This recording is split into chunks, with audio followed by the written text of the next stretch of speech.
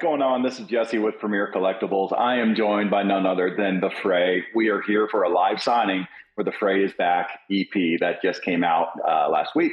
So I'm going to hand it over to the guys to introduce themselves as well as talk about the new album. I'm Ben. I'm David. I'm Joe. We are the Fray, and it's good to be here with you, Jesse. How you doing? Doing very well. Doing very well. I wanted to remind viewers as well that they can purchase the exclusive signed copy of the Fray is Back EP at thefrayisback.com. So we have some fun questions that we wanted to kick over to you guys, fans. As you can see, they are actually signing the albums right now. So these are the albums that will be at your house very shortly. One of the questions that I think being on tour, what is your craziest memory from being on tour? Not only from this tour, but maybe your entire experience the last 20 plus years. Wow. Whoa. That's a big one. Yeah. I mean, right now we're in Kansas City in a green room backstage. We're playing a show tonight. We haven't toured in 8 years. It's been a minute. So this is our first tour. So it's kind of like relearning it again, and tour life. It's like when it's that long, that much time has passed. It's like almost a different, you forget how the flow is. You forget like the little quirks of the tour bus and like the schedule but like being back in it has been such a joy. Playing shows every night, like experiencing these songs and the fans and in different cities.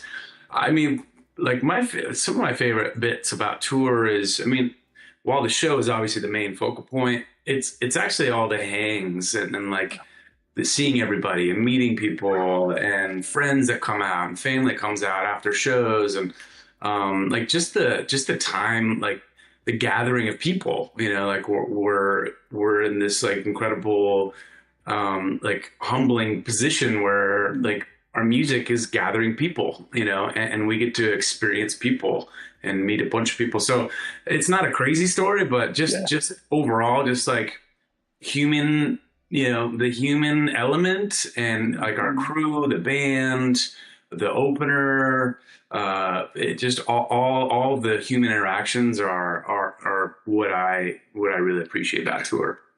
I remember specifically early in our touring career when we were pretty young and green, we had a day off. I don't know where in the country this was, but the bus was parked in like a mall parking lot, and there was a Buca de Beppo close by. And this was before we knew any better, so we just assumed, well, the only thing we can do on our night off is hang out at this Buca de Beppo. So like us and the whole crew were like in the private dining room in the corner of this Buca de Beppo for like 6 hours. Yeah. That's a pretty memorable day off on tour for me. Although that was probably 17 years ago. Right. Maybe more. Yeah. Joe, you kind of alluded to this a little bit, but what is it like touring now than it was like your first bus experience, right? I remember my first bus experience. It was like, okay, well, we've made it, right? So looking back that far, but then now you're grown, the industry has dynamically changed. Is there any kind of astute differences that you see or can pick out? New venues. We've experienced that in different cities. Like last night we played Denver, which is, our hometown, where the band formed, where we grew up. We played a new venue there was opened, I think, in 2019. And then we've been able to return back to some of our favorite venues that we played 17 years ago. Like in New York, we played Webster Hall, and this venue called the Orpheum in Boston, and just like these incredible, legendary spaces. So I think like, it's interesting going back into a place that you've played before, because you have this shot of like this perspective or something where you envision who you were and at that time in life, 17 years ago or 15 years ago, and what was happening in life at that point, and where the band was at that point, and then to like cut to 15 years later, going into the same room. And I think for me, it's just an overwhelming feeling of gratitude, just that you're actually playing music still, that we're able to share, our entire body of work, the new songs, the old, and just to feel that, like, that connection with the fans has been just, like I said, just humbling and just full of gratitude for it. Because then like the perspective is like, okay, this is where we're at in life right now, and we're sharing like the entire story of this band, up to this point, and we're going back into the same spaces that we have been in the past. So yeah, it is. It's been surreal. There's been moments where it's been like feeling like out of body, like you're viewing it happening. The early part of this tour, I had so much anxiety, so many nerves, like going up on stage. But then it's like right when we go out and take stage, it's like the songs take over, and all my mind stuff, the nerves, the concerns, like, just, I don't know what happens to them, but it just, the songs take over, the moment takes over, and it's like we disappear into this flow thing, and then it's like an hour and a half later, I'm like, oh shit, that just happened. So yeah, that was a bit long-winded, but Love it. that's some of my take. That's so cool. Yeah, I can imagine the dynamic of, walking off stage, or walking on stage rather, on a venue, 10 years, 15 years later, and it's the same venue, it's the same stage, but just a whole different dynamic of the band, and maybe some new fans too. That's really great. One of the questions that I think has come up a lot too is how did you come up with the new album title? We once the songs were selected and this collection of music kind of took shape and we knew what it was going to be, we started talking about a lot of different titles, and we probably talked a little too much about it. We had all these different title ideas, and we got pretty heady about it, and just quite literally overthought it. And it kind of came back to this experience we had, a really early show that we played in this incarnation of the band. There were a lot of question marks for us going on stage for that show, as it was pretty early in this incarnation. And at one point in the show, we all kind of had our heads down, just like trying to get through, and we were all up in our heads about it. And a fan yelled from, the second or third row or something, like, "The Fray is back." And it was alarming and comforting, and like, it was like, oh, okay, kind of put us at ease. And it was really just summed up, what was happening more than we could, quite literally, but also it was just like the most simple expression of what we're doing. And this being the first sentence in a new paragraph for us in this story. So it felt more fitting than anything that we could say, So That's cool. Yeah. I love that. Fan provided. That's great. Absolutely. And I think we've kind of circled around this a couple of times so far in these questions, but with the trajectory of the band now, do you still reflect on the past 20 years, the highs and the lows, to dictate what you're writing now, like with the next chapter of the band, like, or is it just a whole new story, like a fresh slab, and you're starting new? I think just writing in general is just about capturing life in the moment and what's happening, and just trying to be open to what is alive at the moment. What was alive 15 years ago, and those songs, or 10 years ago, was true to that moment. And I think, as artists and writers, it's just you're being true to the now. And that's what this collection of songs is just like, okay, this is true to life at this moment in time. And how cool is it that we get to share that? So, and I think, like, even this title, Ben was saying, how a fan really provided the title for this EP. I've been thinking, kind of in terms of the big, recently, just the big picture. And I was, just like if I'm looking, 20 years from now, if I'm looking back on the album titles and the body of work, and hopefully we have another 4 or 5 albums in the next 10 years. But I was thinking about it. I was like, this is like an interesting thing to look back on, in 20 years, to see like 4 albums and then Disappearance Act, for almost 10 years. And then the Phrase Back EP, and then what follows that. Like it just seems like an interesting story to me, and we're in it right now and we're experiencing it.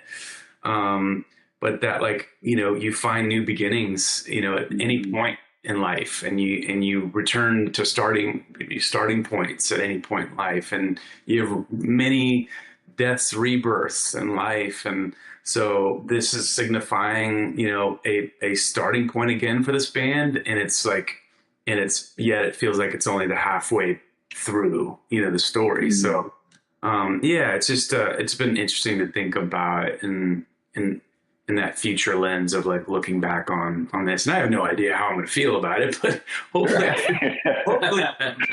I feel proud of what we're doing right now. Well, you definitely should be. It's an amazing album, and I know fans are really going to love it.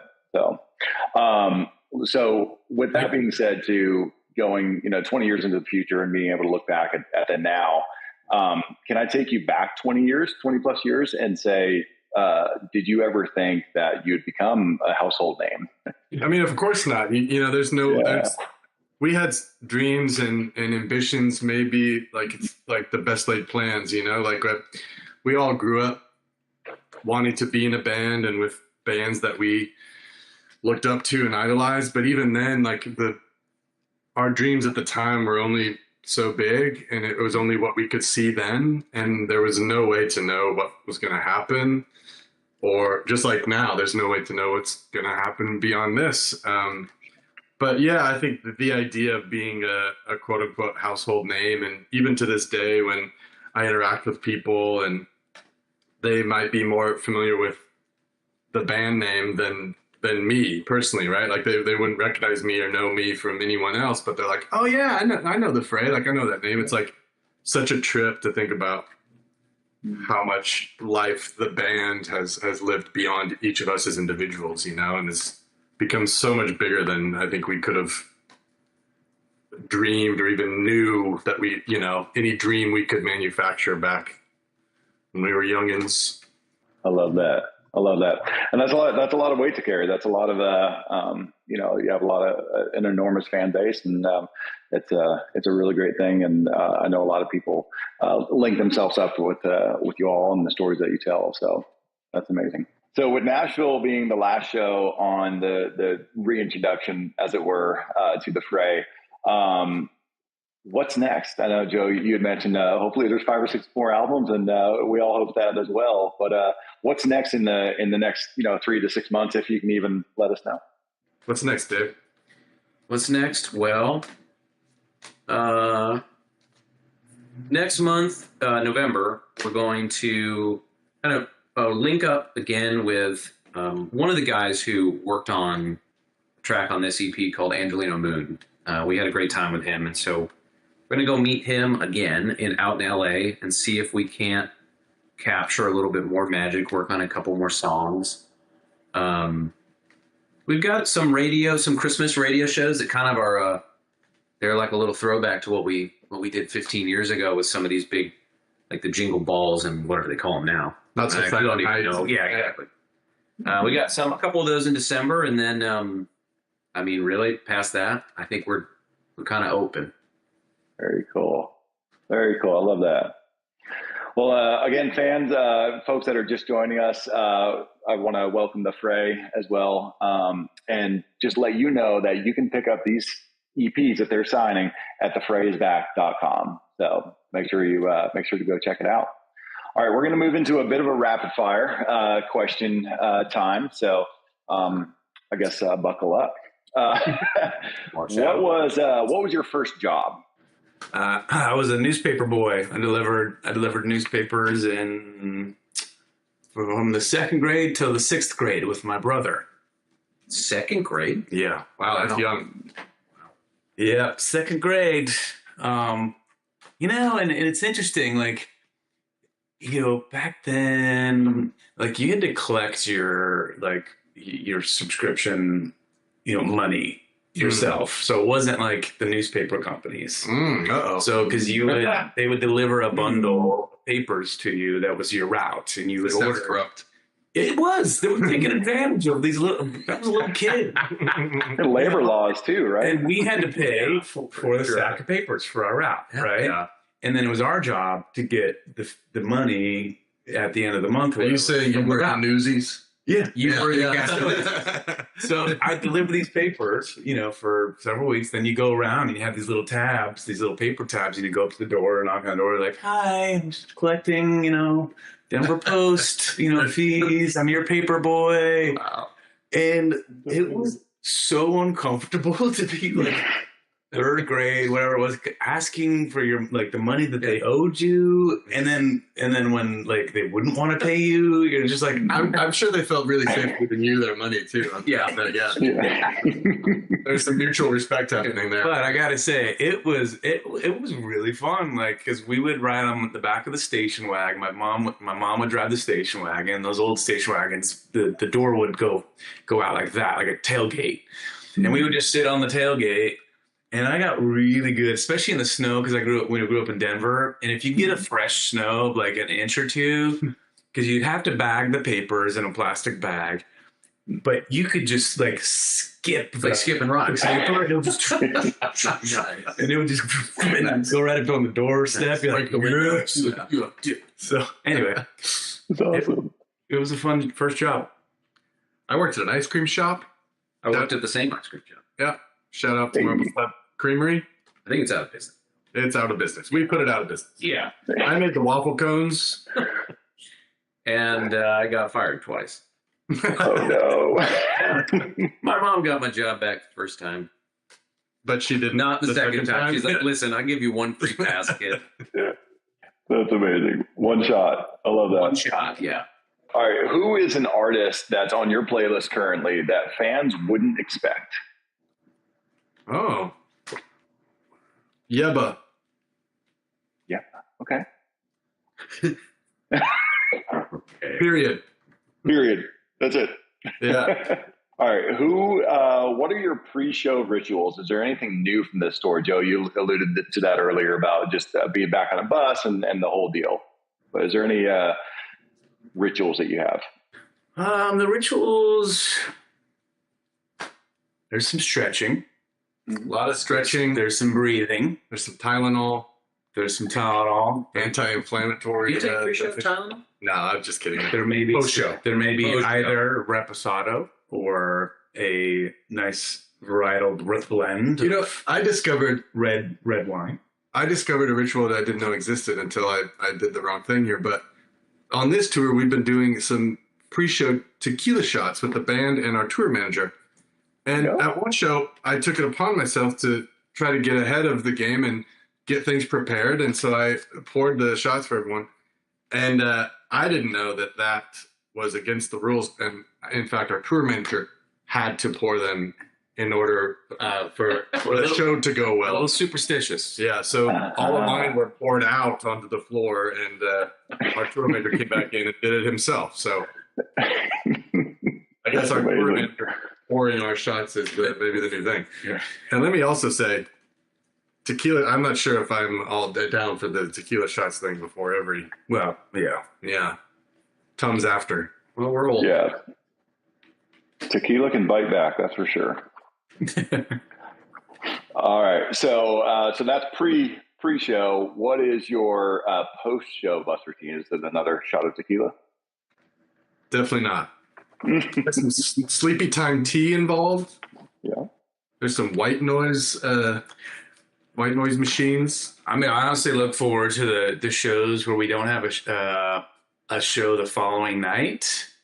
So this guy can have a little fun afterwards, and And I can hang because I get in my head about like, you have to preserve your voice. You have to take care, you take care of your voice because you're playing night after night and you're going from city to city. So, and you want to like bring your best. So the shows where we don't have another night, yeah, I think that's a different Joe. That's post show. I get to just enjoy. I get to talk. I get just to listen to music. We're all hanging. So, and then when we have back to back, I'm usually like first guy in the bunk, asleep before Both of you guys are. before anybody gets on the bus. I'm out. Yeah, they're both asleep pretty quick. Yeah. Listen, there's not a lot of personal space on the bus. The bunk provides a very important amount of personal. I get it. That's true. For the deep insider, is it condo bunks or regular bunks? Regular. Yeah, we're rolling regular on this tour. The phrase just okay. So yeah, regular. Just barely back. I like it. No start. Raise back store. Yeah, the phrase back is sore. Oh man, Dave, in a recent interview with the Denver Post, you said we haven't had that family dinner in a while, and I think you were referring to just being back together with your road family and your band family. But with that being said, who is the best chef in the band, and what are your favorite dishes to cook, whether it's at home or if you do have an opportunity to cook on the road? I mean, I don't want to brag, but I think I am the best chef in the band. Yes, but I do not get any time to do anything of the sort. He doesn't. And I really, really like doing it at home. If I'm at home, I went through a really heavy barbecue phase. I had Franklin Barbecue's brisket many years ago, and it was actually very life-changing. So I went home, bought a smoker, bought like 20 briskets, and just set my mind to making them. And it was a lot of fun. I mean, I cook anything. And whatever. It's all good. Cooking is good. That's awesome. Man after my own heart. Awesome. Who makes you laugh the most on the road? Is it your tour manager? Is it Joe? Is it your bus driver? Bus driver. Who makes us laugh? This tour? This tour, I would say like Joe's tech, Clay. Yeah. He's a good storyteller. Yeah, he's a good storyteller, and there's some post-show bus hangs where Clay really gets the giggles rolling. Yeah. Also, our tour manager, Dan, who's been nicknamed during this tour Jiffy Blanco. Yeah. He's a good hang, too. He makes me laugh for maybe different reasons. Yeah. The nickname Jiffy Blanco came because on our rider, every artist has a rider, and it's like basic, you're like your little snacks, your drinks, that kind of thing. And I had put like, organic, like natural peanut butter. Peanut butter is alkaline. It doesn't have like, it doesn't cause acid reflux. Like, anyway, so peanut butter and reposado tequila was one of my other Staples requests. of life. And early in the tour, it was Jiffy, which is I don't think it's natural. not fully natural. Delicious. Delicious. And then we had Blanco tequila. So we were just having these conversations about like what happened to the natural. And so anyway, it morphed into Jiffy Blanco because that was his responsibility to fix the rider, and Jiffy Blanco just stuck. So our little nicknames that come, like come on tour, those are gems. Nice. Sounds like the Fray clothing line, Jiffy Blanco. What is who is the most interesting person that you've met recently or in the past? Oh, interesting.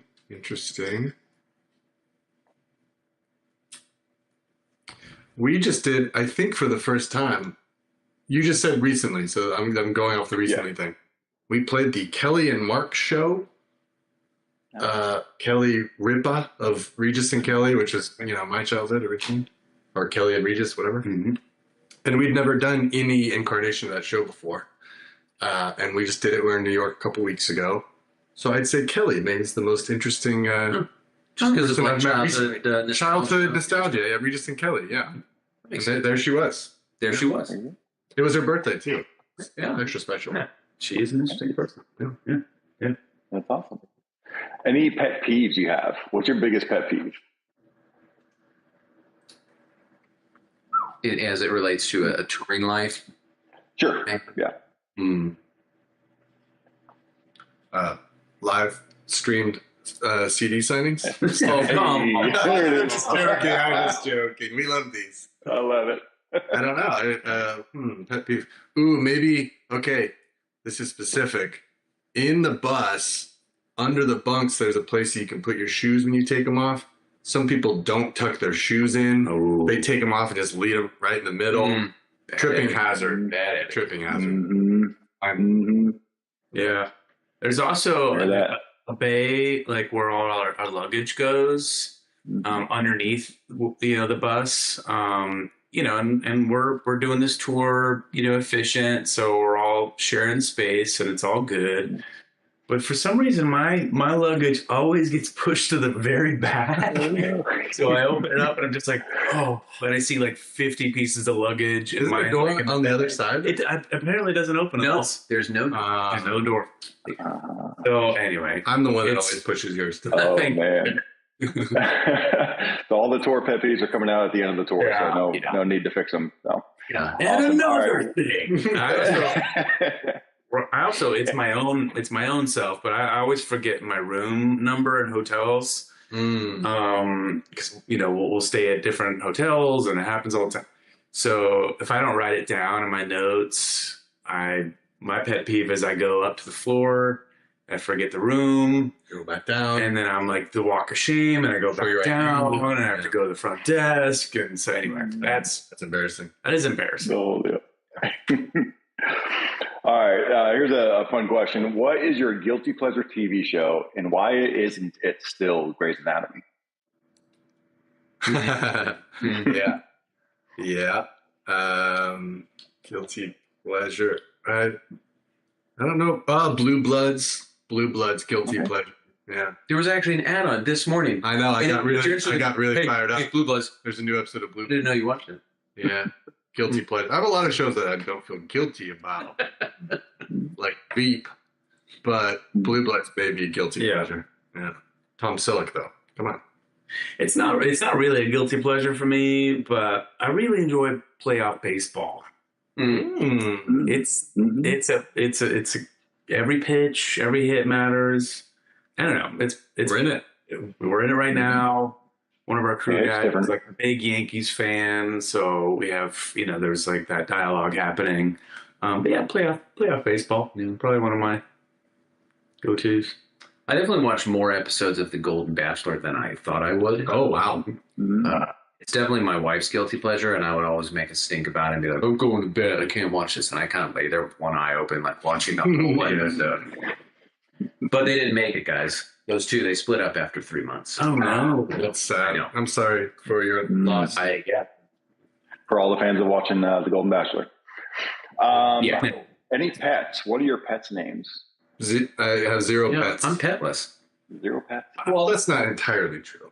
We got a neighbor cat. My kid is like kind of co-opted a neighbor cat to sleep in our house. But I mean, it's not our cat. It's going to be soon. Yeah, but... I have a dog. His name is Rebel. He's a cutie. His only he doesn't really live up to his name very often, but every once in a while, I'll let him out to go to the restroom. And my neighbors have 2 labs, and every once in a while he'll run off to the neighbor's house, and then if their door is open. It's a little rednecky for where I live, okay? So, their door is open, which it is often. Yeah. He runs into their house and he grabs one of the dog toys. The other dog's toys. And he runs back. And it's like he's so proud. He puts it down in front of me. He's like, "See, Dad, I did it." That is a rebel move. That is a rebel move. Yeah. So anyway, that's his moment of being a rebel is taking the neighbor's dog toys. Love it. The name suits the trait. All right, we got 2 more questions left. Where do you want to go that you've never been? Ooh, I've never been. America. Yeah, South America. I don't think anybody's been. We haven't played South America. We haven't played Mexico, Central America. And it's like almost every post, and anyone from South America, Brazil, Mexico, Central America. thank you for waiting this long. We hope to be there soon, but yeah, we'd love to get down there and play some shows. And then last question, what is your favorite city that you love to perform in? My favorite city is New York, but that's not always my favorite city to perform in. Sometimes New York shows can be hit or miss. This one on this tour was amazing, though. I like performing in the B markets, like the cities that maybe we don't have a lot of guest lists, or there aren't a lot of industry people out, like Kansas City, where we are today. I like playing in a city where that's kind of maybe middle America, or it's a little bit of a smaller town. So I guess I'll say Kansas City. Yeah, it's great. Yeah. B market being a size qualification. It's not. We're not saying we're not saying less. No, but just Chicago and L.A. and Nashville and Austin and New York are always like such a thing. But then you get to Kansas City and it's just like a nice breath of fresh air and barbecue. That's right. Awesome. Well, guys, thank you so much for joining us today. We really appreciate your time, and thank you for getting through all those CDs. That's amazing. A feat in and of itself, right there. So, fans, make sure to go to thephrasback.com for your exclusive signed EP for The Phrase Back. That's it for now. See you. Driving all night, staying up late, talking about how it